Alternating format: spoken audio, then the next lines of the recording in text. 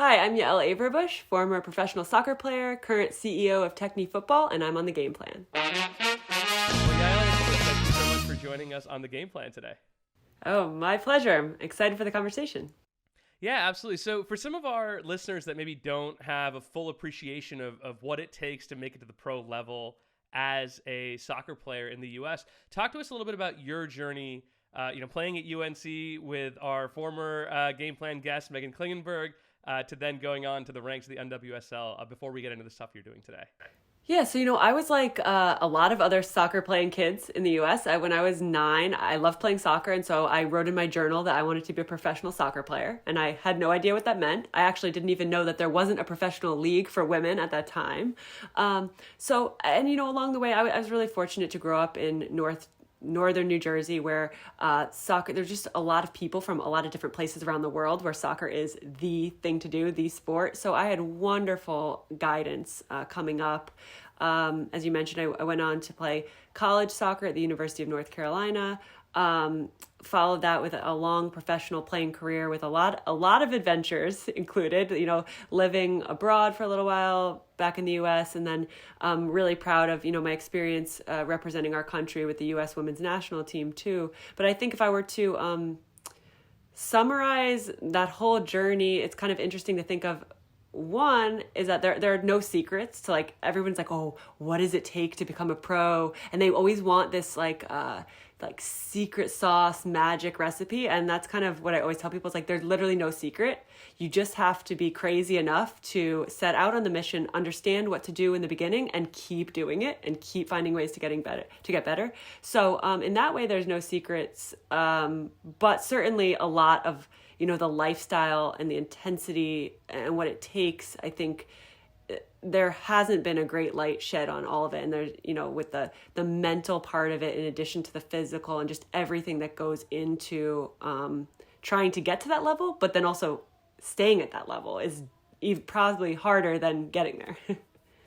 Yeah, and in your, I guess, maturation as you were going from, playing at the top level at high school, playing at the top level at UNC, and then looking to the pros, obviously the professional scene for women's soccer in the U.S. has gone through quite a few different iterations, different professional leagues.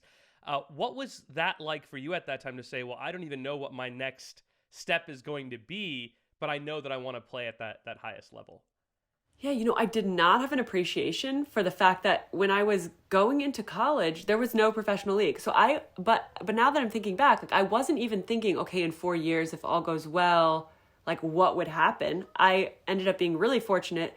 The WPS, which was the second women's professional league in our country after the WPS, after the WUSA, sorry, which had folded, launched right when I left college. So I got to be part of that first draft, and I got to start a professional career in the US directly after leaving college. But at that time, if I didn't want to go play in college or had wanted to leave college early, I would have had to go overseas. And if I had had slightly different timing before or after that, because the league only lasted for 3 years, the league I was part of, I would have also had to go overseas. So I think my mindset was a good one in the sense that I was going to do whatever it took. Like, there was no question in my mind, would I find a professional team or not? It would be like, what would I have to do? Where would I have to go to make it happen? And meaning potentially the fact that, like, there are a lot of teams where you just either don't get paid much, just get paid enough to live, whatever it took.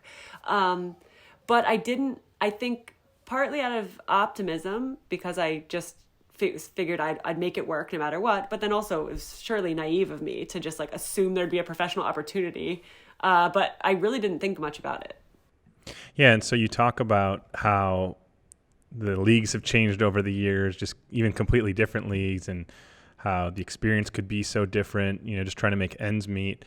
How did that influence your eventual role in becoming the executive director of the NWSL-PA? As happens quite often in a lot of things, all of a sudden I was no longer a younger player. Like, I think we often start out on things and then, like, 10 years go by and we're like, whoa, I'm an expert at this, or I've been doing this for a while. So there were, like any startup, there were problems in the league. There was a lack of communication. There were questions players had. And all of a sudden I looked around, and myself and some of my peers, we realized, we're older players, this is the second league we've been part of. We've seen one come and go, which was hugely important because we did not want to see that happen again.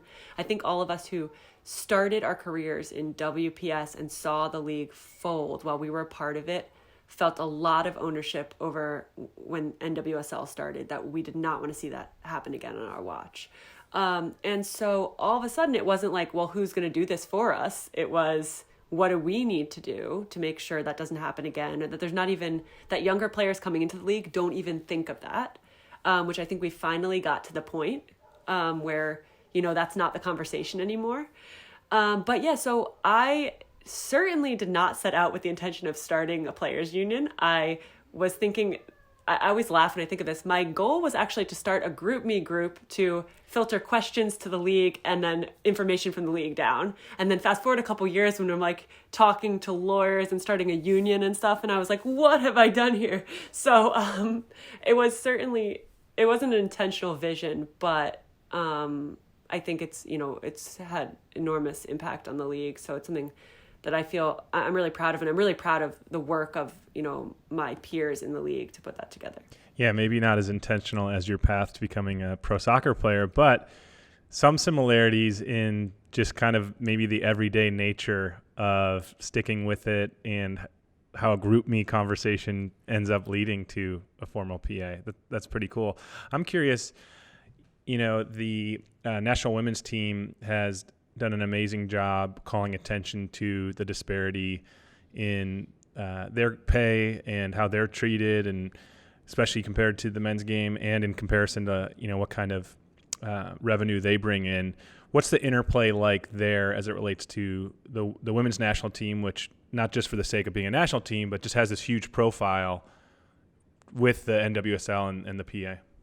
Yeah, nobody ever asked that question, and I always try to draw attention to it. So I really appreciate that question. When people think of professional soccer players in the U.S. on the women's side, they think of the national team. And the reality is there are 250-ish other women who also have reached the pinnacle of their sport in our country. And there's a massive discrepancy between, I think it's really important that our U.S. women's national team fights for more than just like on-field stuff. We all know that. They've really been champions for women in general, women's sports, pushing things forward. And there's potentially even a more massive gap between them and their teammates. And the interesting thing is, because I've been part of that team and I've been also playing in the league, not a part of that team, and wishing I was, which I think, I wouldn't have maybe said that in the past, but I'm not shy about saying it.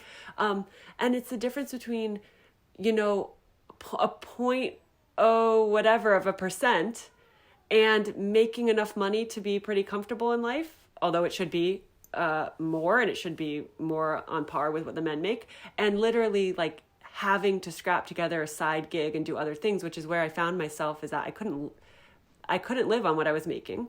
And my teammate who was doing the same training as me, and maybe like for whatever reason, either more favorable in the eyes of a coach or a little bit better at something here and there that I was striving to do, like would be significantly more comfortable. So I think it's a really interesting dynamic and a really big divide between those women and their teammates, and something that will even out over time, but it's been an issue.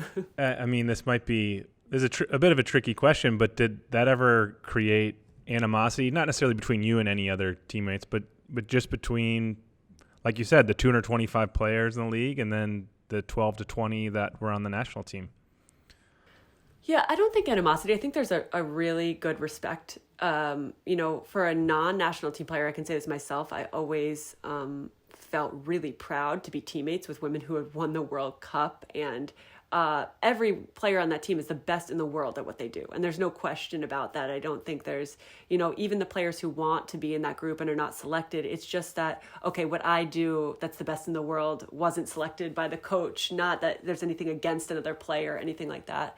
And the respect is mutual. I think that a lot of those players would say, on any given day, my teammate or my opponent in the league who doesn't have that opportunity has gotten the better of me, and it's just how it is. But I think it does create an intense amount of pressure. And for me, I look back and how unhealthy it was mentally to realize that I was so close to the difference between, being able to get a good income, to have endorsement deals and things like really feel positive, and showing up every day and feeling really bad about what I was doing and the amount of time and energy I was putting into it based on what I was getting compensated for it. Yeah, one of the things that we tend to talk about a lot on the show, I think stemming from that point, is that players today have an opportunity to, I think, leverage their brand in really interesting ways that maybe when you were just starting out, that really wasn't a thing. Social media was sort of still new. And now you start to see, folks that maybe aren't, Megan Rapinoe or sort of at her level still have a very healthy following and still have abilities to sort of take those platforms and turn them into something. Is that something from a PA standpoint that you think about encouraging players to do, or as you mentor some younger players and you say, hey, make sure you think about building that platform for yourself, or is that maybe ancillary to what the PA is really trying to be there for the players for? No, that's a huge part of it. I mean, that really a big pillar of what I aim to do with the PA. And I'm actually no longer, I advise for the organization, but I'm no longer, I had to step away. Of all the things I was doing, that unfortunately had to be the one I had to step away from. But I feel, I feel so closely tied to the organization. But a really big thing is like, how can we support players to build their personal brands, continue their education, do whatever they're doing parallel to what they do on the field? And it ties in so closely because I know for myself, in looking at building my personal brand, I had to think so deeply about what makes me special, what makes me unique. And it really is so important mentally to, while you're performing and while you're putting everything out there physically, to have this identity that you create for yourself that's a little, even if it's tied to it, you're still an athlete and people want to see you and hear from you because you're an athlete, but that's not all you are. You can offer some other thought and value in the world. And I think it's huge. And you can build a business based off it. You can build a second stream of income.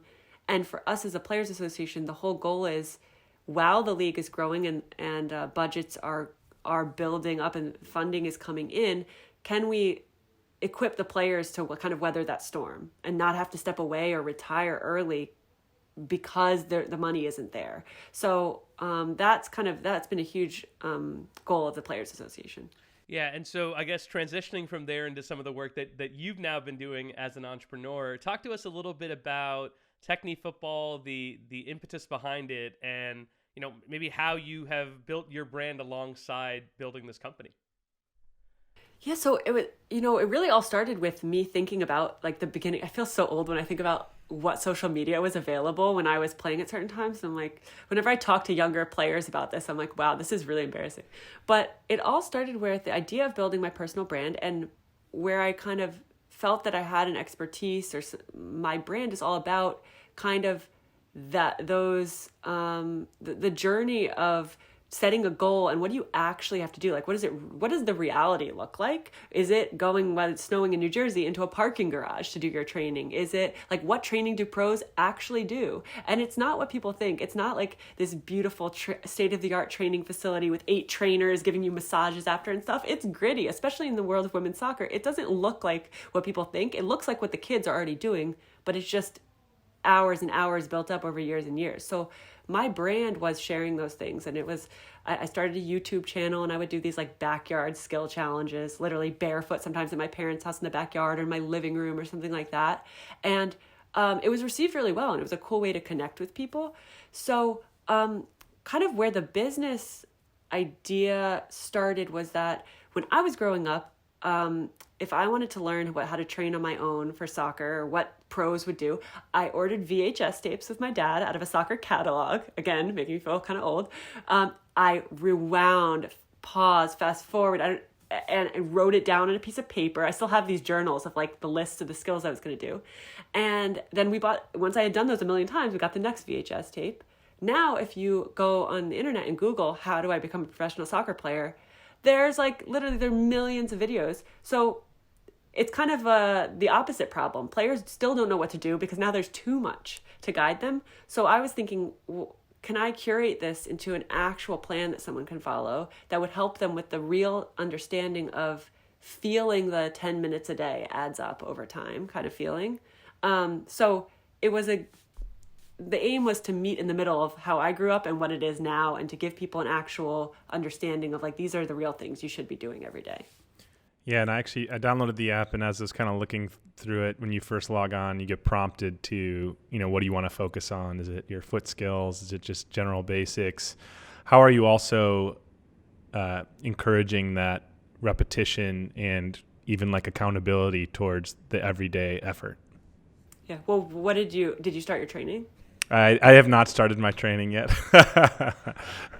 Yeah, we have kind of, I don't even like the word gamified, but we've kind of created a system to help players. It's not just about what to do, it's about understanding like how to do it and how mentally to approach it. So we have some things built into the app, like you can keep a training streak going. And all of it is literally based on, this is how I lived as a young player. Like I would have gone crazy for this, but I basically put into an app like the way I conceptualized my training, which was for years I probably had some kind of, like a psychologist would need to look at this, but I had something where I had to play every day, and I would like panic if we went on vacation or something. I would bring a little soccer ball and I'd just do a little bit. And so the idea of like being aware of, are you chipping away at this every day? Like, are days going by and you say you want to be a Division I soccer player, but you just haven't even thought about what you're doing. And so to help kids kind of think about doing their daily work. And then also we have our training sock system, which is kind of like the belt system in martial arts, where as you accrue time training in the app, you become really aware of how that time is adding up. So even if it's 10 minutes here, 20 minutes there, you see your time add up and you work your way through our training sock system. So we have some players who are, we have a player with over a 1,000-day training streak, and like, I always joke we created all these little psychos that were just like me as a kid. So, well, I guess on that point, we had Apollo Ono on the show recently, and we were talking about the drive that it takes to be an Olympic athlete and get to that level. I'm curious, from your perspective, do you think it's possible to make it to that level without that level of obsessive, unhealthy as it is, right? The trauma that it creates. Is it possible? Have you seen teammates of yours that have made it there, and you're like, I think they're still relatively healthy there? That's a great question. Yeah, it would always kind of make me a little bit, I'm being really, really honest here, but it made me a little bit bitter when I saw people who seem to care less and be kind of freer, more low-key about what they did, because I do think it's possible. I'm extremely type A, and I also, it created for me when I got out on the field, a lot of pressure to where I sometimes think it's a little bit of a gift to care slightly less. I think it's impossible. You have to find some way to make it to the top level. You have to find some way to accrue a lot of time spent in a training mode of some sort. It doesn't have to be super technical based like I did. It could just be a lot of playing, or a lot of playing in the streets. Like we hear of, players who sign big time contracts and they came up playing somewhere where there wasn't organized youth soccer, And so I think there are a lot of ways and a lot of mentalities and types of athletic styles that can, especially in soccer, get you to the top. And that's why it's a really beautiful sport, because there's so many different styles. But there has to be some way that all of those athletes have spent a lot of time refining what they do. And quite often it is through really diligent work and a fascination with figuring things out and becoming better than you were yesterday. So I want to drill down more on Techne, but before we do that, I think actually we kind of jumped the gun. Here you are, you had this experience as a kid that led you to success on the field. You talked about you still have the journals, but having an idea for an app versus actually going out and building one are two completely different things. So where did you even start to begin when it was time to try and realize the idea you had in your head? Yeah, just like my journey as a soccer player, I have had really, really great guidance on things. And one thing I did was I had a lot of conversations, and the best advice I got was basically don't build custom technology unless there's no other way to accomplish what you want to do, which was wonderful advice. If anyone listening out there is trying to build custom technology, make sure you exhaust all other avenues. And I looked any possible way. I was going to make PDFs with like the weekly training sessions. I was going to do anything else possible. And there wasn't really a way to do what I wanted to. And I then did the second part of what I had been told was I basically told my idea to anyone and everyone who would listen to it. And in doing so, I got a lot of other great advice. People talked about it. What about this? What about that? And I eventually told my idea to someone who at the time I barely knew, which makes me sound actually really naive and dumb maybe. But she happened to be a college soccer player, and also her sister worked in the tech world and had sold an app for multi-millions. And so she said, okay, well, I actually know some freelance developers who would be great for this project. So we built an MVP version, which was, I laugh now because there are things that were on my list of like, we must haves to start that we still haven't built into the product 4.5 years later. So I didn't understand what MVP was. And it was really like the most minimal thing that I would feel comfortable charging people money to use. And that's where it started. And I also thought, you guys will laugh at this, that I was going to have this app built, and then I was going to sit back and schedule out 52 weeks of training and have a passive source of income and never touch it, which was probably quite the opposite. Yes, very much the opposite. So that was a misunderstanding of how this works. But you've gotten a lot of traction with the app. A number I saw from probably fall of last year was somewhere in the neighborhood of 55,000 users. So you've got tens of thousands of users. What's been the source of that traction? How have people found out about the app? And then what have you done to increase that acquisition? Yeah, all of this was, I basically have approached this in a really similar way to how I approached, I didn't realize at the time, but how I've approached, my soccer training is that I set out to do something and I had some reasoning why I believed it was going to be good. And then I just stuck with it and kind of hoped and was flexible to pivoting along the way. But I just about probably a little over 5 years now, I started sending an email every Sunday. And I use social media to like kind of play with the idea, like who's interested in signing up for this mailer that will just share some training tips every Sunday. So for the last 5 years, every single Sunday, except for one time I accidentally sent it on Saturday.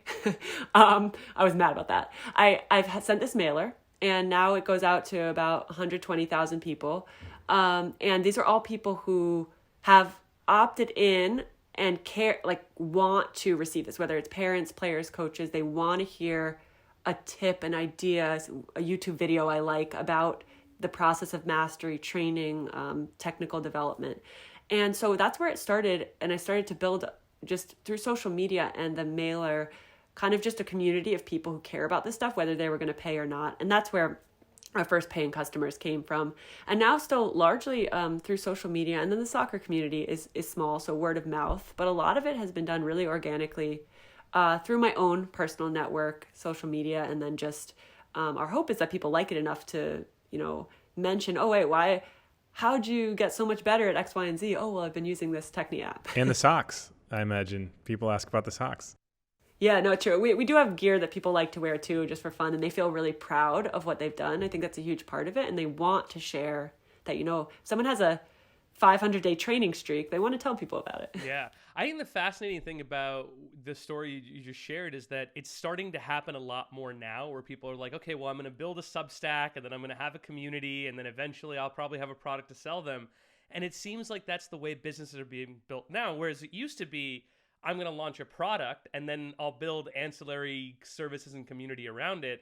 And it sort of feels like it's flipped now, where it says, okay, well, let me first have an audience of people that care about what I'm doing. And then, yeah, maybe at some point there's a way to monetize it. Was that like a I don't know what's the right word for it, like an intentional way that you built it? Or you just started saying like, this is how I'm going to test it out and we'll see where it goes?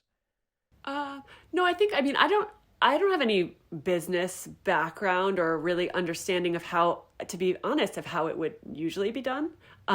And this is where, you guys obviously in your area of expertise, I know nothing about, like, I bootstrapped the business, to be honest, quite frankly, because I didn't understand the world of investment. And I started to look at it and I was like, okay, if I want to get this app built that costs a lot of money, like, how does this even work? And I didn't get it. It was scary to me. So I kind of thought, okay, let me go another route. And the cool thing about the way that now there are these plug and play website building tools and ways to create, email campaigns and grow mailing lists and social media, is that you can do it all yourself. And that felt really comfortable to me because I was used to that, like building something myself, whereas going another route that seemed big and unwieldy was really scary. So I feel like it's a pretty low risk way to test, like, are people interested in this? Yeah. And if you can't get anyone to follow your mailing list where they just have to sign up and put their name and email in, you probably are not going to get them to pay for a subscription to something. Yeah,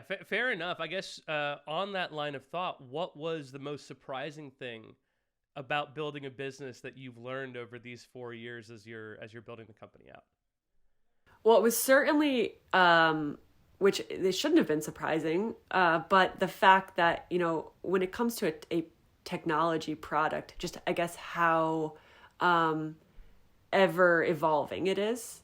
I did not understand technology to understand what goes into creating a product roadmap and doing that, and how consistently we would need to work on it. Like when I say every day, every single day since I launched the company, I've worked on the training content, which is supposed to be what I would like to get back to as my only job, quote unquote, but literally every aspect of the company and especially the product. And that was something I just had no understanding of. But it's so similar to being an athlete in the sense that you're always tweaking, fine-tuning, reevaluating the plan and working on it. You mentioned how kind of the entire investment world can be a bit intimidating. And I'm curious, are there any immediate questions you have that come to mind? Not to put you on the spot, but for Jay and I, since we're in it. And I think we're kind of naive to that too, like how it's, we try to be as accessible as we can. Our emails are available. That's why a big reason why we like doing the show. But I'm curious if you have questions for us, and also if you've raised subsequent capital since the original kind of bootstrap approach, or if it's been completely bootstrapped. Yeah, so I borrowed some money from my dad to start off to purchase the training socks. I had to buy them in big bulk, and so that was the only money that I paid back within the first year, and that's the only money I've taken. I did bring on a business partner who's a developer, which is he has been hugely important. He's essentially brought us up and founded the company with me, I would say. Yeah, I guess like for me, surrounding it, we've looked at times like if and when we would want to go the route of taking investment to really turbocharge what we're doing, for lack of a better word. But I guess like, how does somebody begin? How would I know what to do? Like literally, what is step 0 to 1 in the process? And that's where I couldn't even get to. So that's why I didn't do it. I mean, Tim, I can offer my thoughts, and then we go from there. It's interesting to me because I feel like, one, there's a lot of people that feel like venture capital is the only way to grow, and I think you're proving out that actually no, to get to 0 to 1, you can actually build the MVP, you can get thousands of paying customers, and actually prove the customer validation. I think the other part of it is understanding like what exactly do you need beyond capital, because at the end of the day, Tim and I, we're in the business of investing money, but it's the same, right? Whether you take it from me or Tim or a different fund. But I think for you, it's realizing like, where is there a gap on my skill set or my team's skill set? And is there an investor that has experience helping fill those gaps for other companies? And then from there, it's like, okay, approaching investors has actually gotten easier than ever. They have their emails out there. They're all on Twitter all day. Like there's a way that you can get in front of them. And I think having traction for your product helps. But I think the first question really becomes like, what is it that I want to accomplish with this money? And if it's hiring, then maybe I need to make a short list of investors that are really great at that. If it's customer acquisition and marketing, maybe I need to find some investors that, were previously entrepreneurs that did that and have experience doing it. And I don't know. I'm always not a big believer in like VC platform services. I think it's about the person. I think it's, okay, who is the partner at this firm that's going to invest in my company? And they're along for the ride for 6 to 10 years with me as I'm building this thing out. So that would be, I would say, like step 0 is identifying what do I need and who are the right investors beyond the money that can get it there. I don't know if you agree, Tim. Well, I would say you also then need to craft a relevant message to break through that noise of the many deals that investors see. So Jay's right. It's easier than ever to get the contact information of an investor and reach out, but that also means investors are seeing a lot. So how do you break through that? And the reality is you have so many of the foundational things that are important. So number one is, like Jay was saying, the traction. I mean, just the number of certainly users you have, but even prior to that, like the fact that you had the number of subscribers to the newsletter is a great way to show traction at a like low cost way. So I've had founders reach out to me where that's a key point. It's like, yeah, look, we started doing this test and learn on content, and we found that people were attracted to these various things. And that just shows like a level of effort that goes beyond like, oh, well, I'm just waiting on investment to be able to do anything, right? Because if that's the case, like, it's not an investable opportunity because the success of a company is about so much more than money. And then also to Jay's point, is like, what's the relevant message to any given investor that you're reaching out to? So if it is, help in hiring, and you've found investors that present themselves as experts in that, it's, hey, I saw X that shows you're a great support on hiring, and that's something I need help with. I mean, those two things. Oh, and then 3 for you is you're coming from a place of credibility, right? 2 national championships, first team All-America, U.S. women's national team.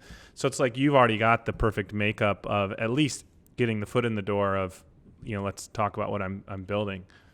The one thing I'll add on there, and maybe this will be I'll flip it back to you, Yael, as a question.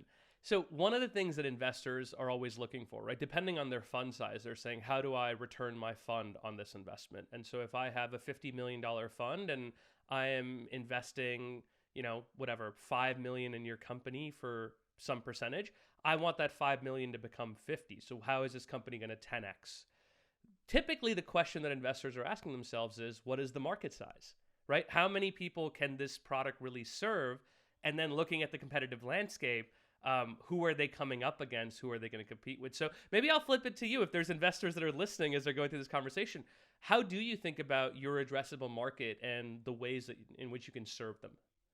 Yeah. Well, this is all really interesting because these are things that I've gained a little bit of understanding over time, in particular about, we've talked from time to time, my business partner and I were saying, okay, well, if somebody were to offer us this amount of money, like what would we even do with it? And there was a time period where we couldn't answer that. So that was actually why we didn't seek investment, because we were like, well, we don't even have a plan in place. Like we're we were seeing this much growth, but like if someone just handed us money, what would we do? We didn't know. So now I think we have a little bit better understanding. And the interesting thing is, I think right now we were kind of, I wouldn't say first to market, but we're the only ones in the space doing really what we do. Like, I don't see us as having any direct competitors. There may be some other directions that soccer clubs could go, but we really have 2 markets, and one is the individual soccer player. So that's where there are some other options of resources a player could use, but anyone around the world can download our app.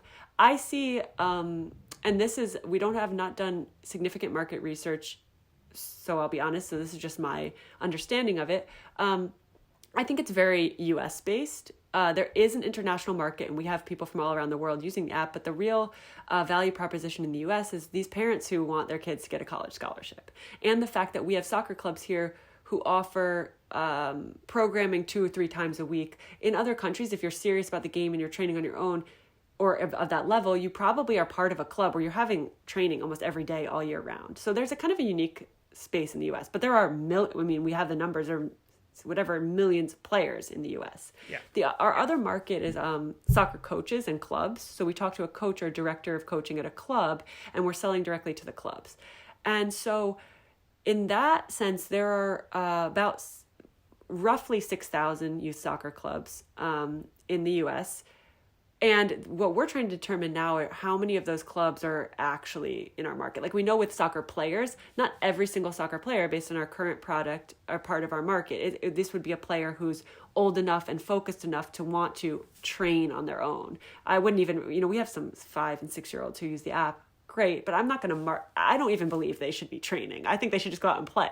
So like there's some reality to like understanding who age-wise, level-wise, but more like mentality wise would fit into this market. And the same thing with the clubs is that there are some grassroots, like local town level clubs who are not going to offer a high end resource for their players to do serious focused training on their own. So we think the size of the market is probably about a couple thousand clubs or youth soccer organizations.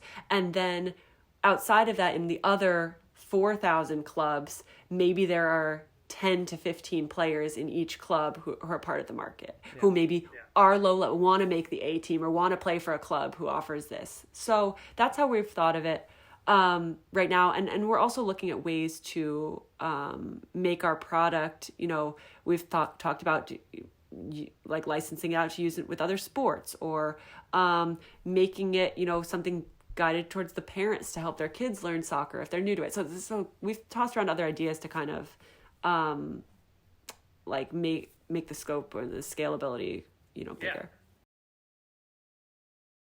To Jay's point about like what the market opportunity is, it's like really painting the opportunity in the biggest way possible.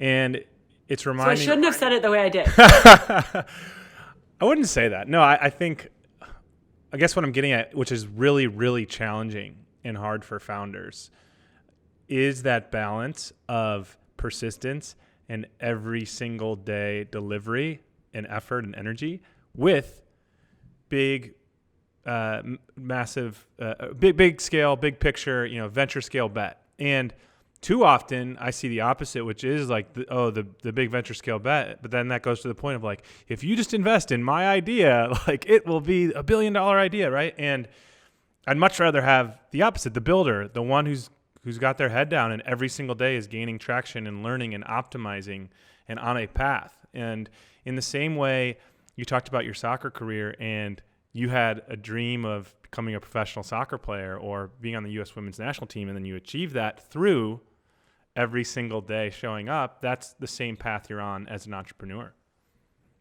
Yeah, it's so similar. And when people ask me about it, it literally it's the most parallel.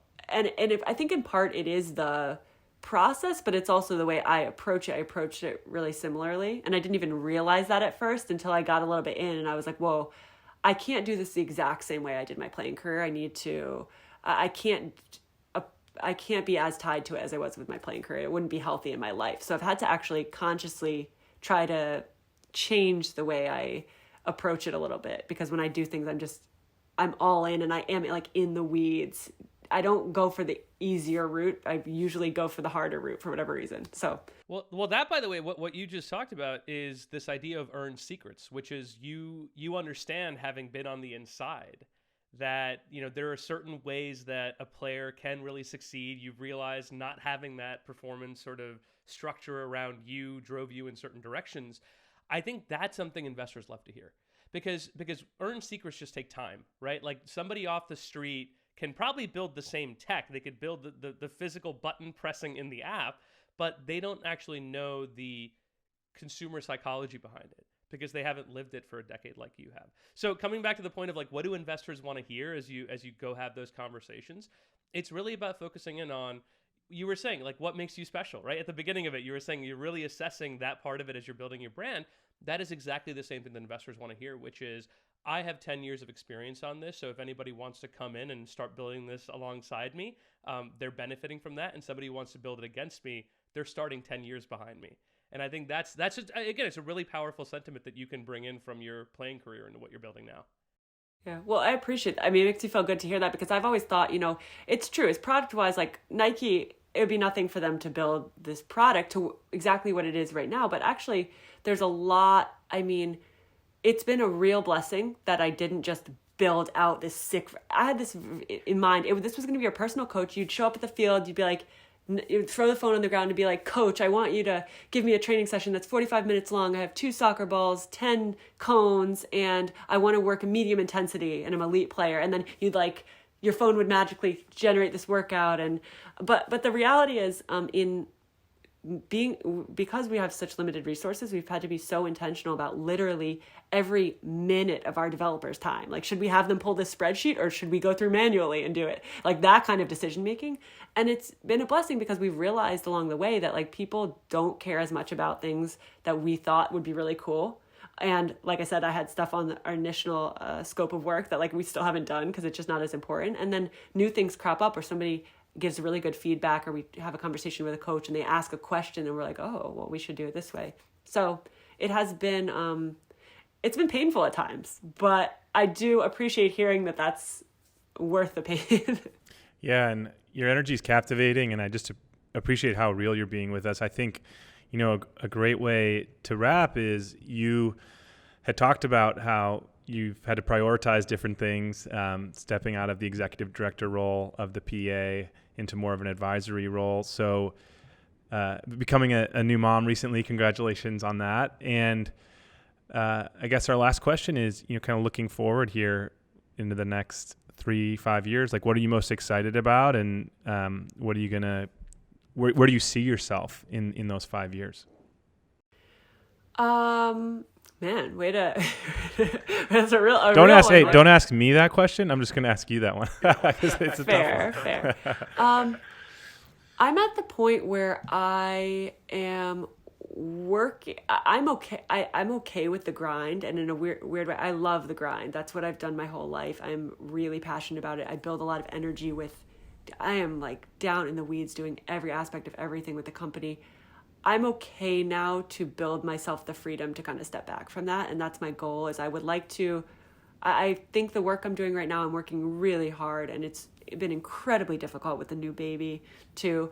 But I see myself as working to then work less. I would like to oversee and step back and just kind of, whether it's the strategic part, the training content part, whatever it ends up being, I would like to break off a piece and then actually build out a little bit more of a team to carry the rest of the load, which you can't do as an athlete, but you can do in business. And not only can you do it, but you need to do it, right? To be able to scale the company, it can't just be all on you. So I think that's a great way to wrap and keep your focus. We'll be rooting for you. And we're so thankful for your time. Thanks for joining us on the Game Plan.